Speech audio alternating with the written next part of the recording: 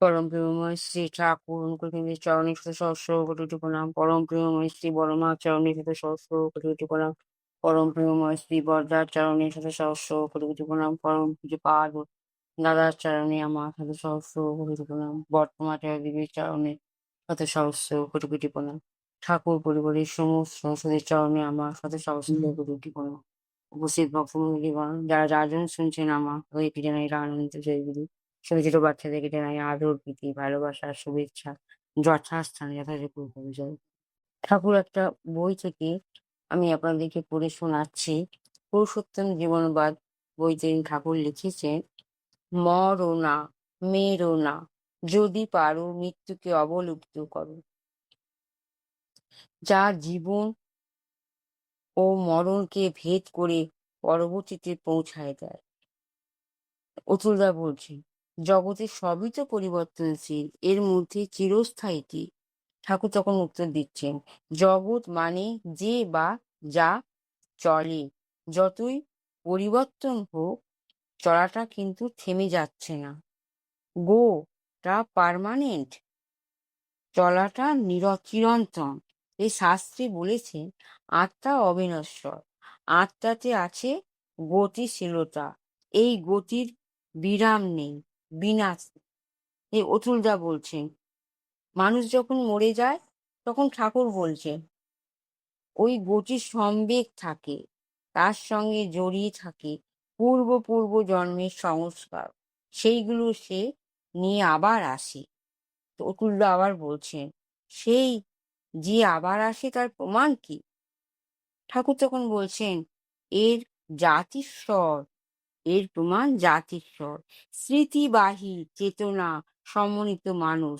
কালকের আমি আর আজকের আমি যে এক আমি, সেটা বুঝি স্মৃতিবাহী চেতনা আছে বলে। মৃত্যুকে ভেদ করেও স্মৃতিবাহী চেতনা অক্ষুণ্ণ থাকতে পারে। তখন আগের জীবন ও পরের জীবন আলাদা হয়েও এক। অতুলদা বলছেন, এই স্মৃতিবাহী চেতনা লাভ করা যায় কিভাবে? ঠাকুর তখন উত্তর দিচ্ছেন, শ্রী শ্রী ঠাকুরের নির্দেশ মতো অনুষ্ঠি থেকে পড়ে শোনানো হলো। অটুট ও ইষ্টপ্রাণতার সহিত জানার দিকে ঝোঁক রাখিয়া, অর্থাৎ জ্ঞান অভ্যাস ও বেদ অভ্যাস তৎপরে তপস্যা বা অভীষ্ট লাভে প্রচেষ্টা পরায়ণ হওয়া, মানসিক এবং শারীরিক সুবিধার সহিত প্রতি পারিপার্শ্বিকের উপকার প্রচেষ্টা প্রবণ করে থাকে। অন্তরে দ্রোহ ভাবকে, অর্থাৎ অপকার করবার ভাবকে দৃঢ়িত করিয়া দাও। স্মৃতিবাহী চেতনা লাভ কিভাবে করা যায়? ঠাকুর এর উত্তরে এই কথাগুলোই বললেন। তিনি বললেন যে একটু প্রাণতার সহিত জানার দিকে ঝোঁক রেখে, অর্থাৎ জ্ঞানের যে অভ্যাস ও বেদ অভ্যাস তৎপর হয়ে তপস্যা বা অভীষ্ট লাভে প্রচেষ্টা পূরণ হও। মানসিক এবং শারীরিক চিকিৎসার সহিত প্রতি পারিপার্শ্বিকের উপকার হবে। তো এইসবগুলো ঠাকুর আমাদের বইয়ের মাধ্যম দিয়ে লিখে দিয়ে গেছেন। ঠাকুর বলেছেন যে এই স্মৃতিবাহী চেতনা লাভ তুমি করতে পারবে। কেমন করে করতে পারবে? তোমাদের দৈনন্দিন জীবনে কাজগুলো আছে, তা যে কাজই তুমি করো, সেই কাজের যে চিন্তা তুমি পরমপিতার সঙ্গে এক করে নাও। পরমপিতাকে ডেকে, পরমপিতার নাম জপ করে, পরমপিতার সঙ্গে অ্যাট্রাকশন রাখো, মানে ঠাকুরকে আষ্টে পৃষ্ঠে সবসময় নিয়ে চলো। তাই এসবগুলো করলে কি হবে? তুমি তোমার জাতির সরলতা লাভ করার স্বাভাবিক উপায় পাবে। জ্ঞান গবেষণ নিত্য করিস, তপস্যারতে রত থাকে, বিরোধ বুদ্ধি হাটিয়ে চলিস, সদাচার আর শৌচ রেখে। এই চলনে চলেরি তুই, ভেবে সংস্কার সাক্ষাৎ কর, মস্তিষ্কটা তীক্ষ্ণ প্রভায় হতে পারিস জাতিস্বর। যতই প্রাজ্ঞ হোস না রে তুই, কিংবা মহান বিদ্যাধর, সব পাওয়াই অর্থহীন তোর, না হলে চেতন জাতিস্বর।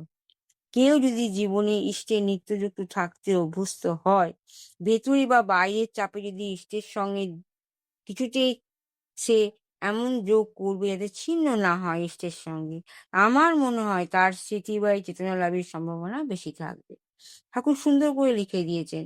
কারণ তার স্মৃতি চেতনা অন্তরায়কে অতিক্রম করে নিরন্তর উৎসমুখে ধাবিত হওয়ার যোগ্যতা অর্জন করবে। এই অভ্যাস সুদৃঢ় হলে মৃত্যুকে ভেদ করেও তারা ধারা অবিচ্ছন্ন থাকা অসম্ভব নয়। আবার মনে রাখতে হবে, প্রিয় পরমের জন্য কিন্তু অমৃত্য লাভ নচেৎ অমৃত্য লাভেও কোনো শান্তি, তৃপ্তি বা সার্থকতা নেই। আর এ কথাও ঠিক, প্রিয় পরমকে বাদ দিয়ে এই অবস্থায় পৌঁছানো সম্ভব নয়। আমাদের প্রিয় পরম মতলব কি আমরা বুঝি? প্রিয় পরম হচ্ছে আমার ঠাকুর। এই শ্রী ঠাকুরকে নিয়ে আমাদেরকে চলতে হবে। যাই করি আমরা, কাজকর্ম নতুনভাবে আরম্ভ করি না কেন, সবসময় মনে রাখতে হবে প্রিয় পরম আমার মধ্যে সবসময় আমার সঙ্গে সঙ্গে থাকবে। এমন কাজকর্ম করব ঠাকুরকে নিয়ে, এমনভাবে চলবো, আমার চাল চলনে, আমার আচার ব্যবহারে সবসময় এই যে প্রিয় পরম আমার সঙ্গে থেকেই থাকবে।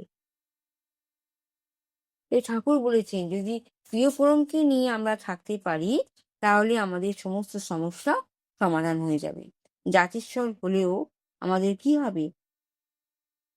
সবসময় ঠাকুর নাম করে, ঠাকুরের নাম জপ করে যদি চলি, আমাদের আগের জাতিস্বরের যে আছে ঘটনাগুলো, সেসবগুলো আস্তে আস্তে সরে গিয়ে আমরা আমাদের ঠাকুরকে ডেকে ভালোভাবে নতুনভাবে কাজকর্ম করার চেষ্টাতে আমরা পরম প্রিয় মায়ের সেই ঠাকুরের সান্নিধ্যে এসে ঠাকুরের কাজকর্ম করে নিজের জীবনকে আমরা উন্নত করতে পারব।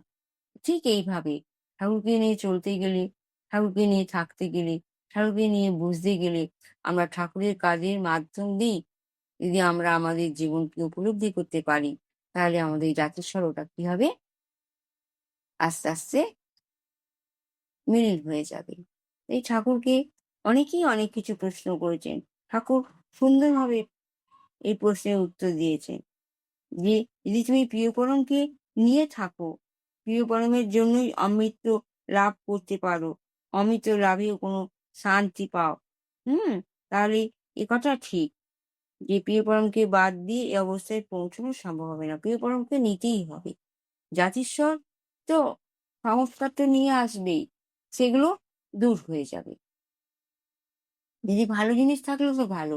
জাতিস্বরের মধ্যে তো অনেক সময় দেখা যাচ্ছে কুসংস্কারও আসছে। সেগুলোকে লোপ করা যাবে। সেই যে এসবগুলো লোপ আমরা কেমন করে করতে পারবো?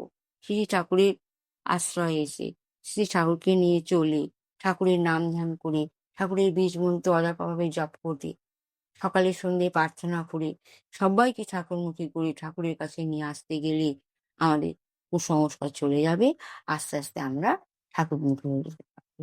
এইভাবে যদি আমরা ঠাকুরকে নিয়ে চলতে পারি, ঠাকুরের লেখা বইগুলো আমরা আমাদের মধ্যে উপলব্ধি করতে পারি, তাহলে আমাদের জীবনে আমরা সম্পূর্ণভাবে মনুষ্যত্বকে স্বীকার করে ঠাকুরকে মুখী হয়ে চলে এগোতে পারবো। আপনারাও সবাই ঠাকুরকে নিয়ে চলুন, ঠাকুরের সংস্পর্শে আসুন। ঠাকুরকে নিয়ে চলার মধ্যে যে স্বাদ, শান্তি আপনারাও পান।